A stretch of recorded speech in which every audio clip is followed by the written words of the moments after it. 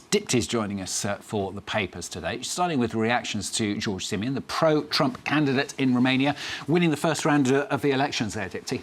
Yeah, that's right, Stuart. Simeon picking up nearly 46% of votes in the first round of voting. The second round will be taking place in a few weeks' time. This is the front page of a Romanian news website, which reports that Simeon will face the centrist candidate and the mayor of Bucharest, Nicosor Dan, in that second round on May the 18th.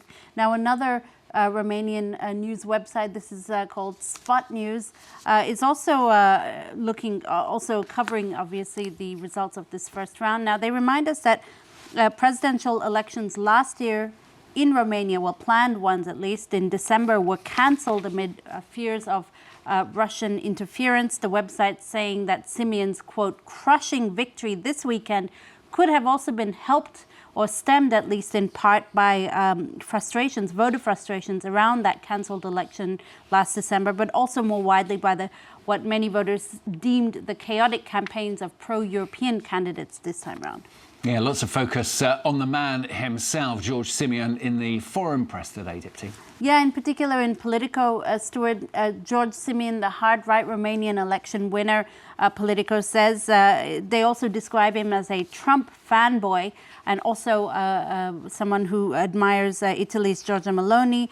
Simeon founded the Alliance for the Union of Romanians party some years ago, a far-right party that really gained traction during COVID, when the party started tapping into anti-science sentiment and fanning conspiracies about vaccines online. Simeon was banned from entering Ukraine last year for anti-Ukrainian activities. He's also been banned on multiple occasions from Moldova for endangering national security. He has also said, if elected, he would break EU laws that he doesn't believe in. However, he does believe that Romania should very much stay part of the bloc. So that's a bit about him.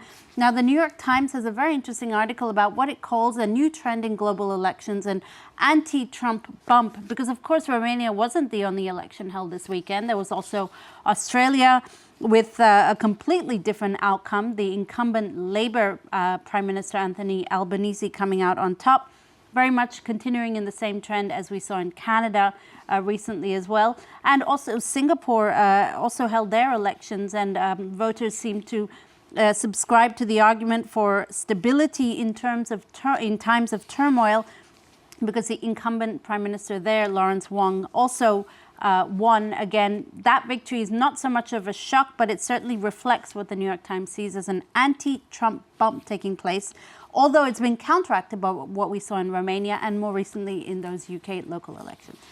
Now, the sex crimes trial of the disgraced rapper P. Diddy opening today in New York. Yeah, his long-awaited trial opens in Manhattan, and TMZ notes that that trial will also feature crucial testimony from star witness Cassie Ventura, who, you remember, was the one who brought the civil lawsuit against Diddy back in 2023, accusing the billionaire rapper of, among other crimes, rape and human trafficking.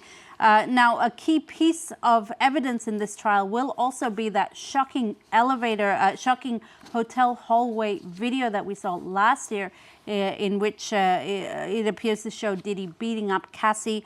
That was published by CNN last year, so that could be a central piece of evidence in this trial. The trial also coincides with a very important event on the fashion calendar, that is the Met Gala that takes place this Monday. Back in 2023, Diddy was gracing the red carpet of the Met Gala. This time round, though, he'll be kilometers away to face the first day of his sex crimes trial, USA Today says, reminding us he faces life in prison if found guilty on 5 accounts of sex trafficking, racketeering, and transportation to engage in prostitution. Now, here in France, important story for you here, because the French Prime Minister François Bayrou has suggested a referendum here, in fact, to decide on how to finance France's soaring public debt. Sounds very complicated, this. Very complicated, very surprising as well. And in fact, that's what one of the papers, this is a local paper here, calls it a funny idea from François Bayrou, a strange idea, an unusual one. The right-wing national daily L'Opinion also is looking at it on its front page. So basically, the French Prime Minister has suggested a referendum to decide on how to finance France's soaring public debt.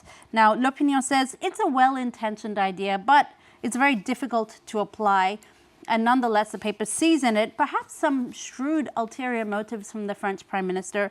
First of all, if a referendum were to take place, most likely it would be in September, which means that François Bayrou would not face a vote of no confidence until then.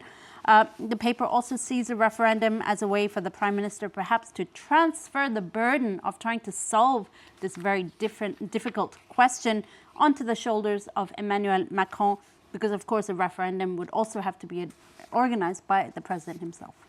And finally, from Diddy, talked about this a few weeks ago, but now a 24-hour live stream of the Great Moose Migration, as it's known in Sweden. It's come to an end, hasn't it? Yeah, many people will be sad that we can no longer tune in at any time of the day to watch moose migrating. For the past 3 weeks, millions of people have tuned into the Swedish broadcasters' live stream 24-hour feed of moose migrating, crossing rivers and thawing forests to their summer pastures.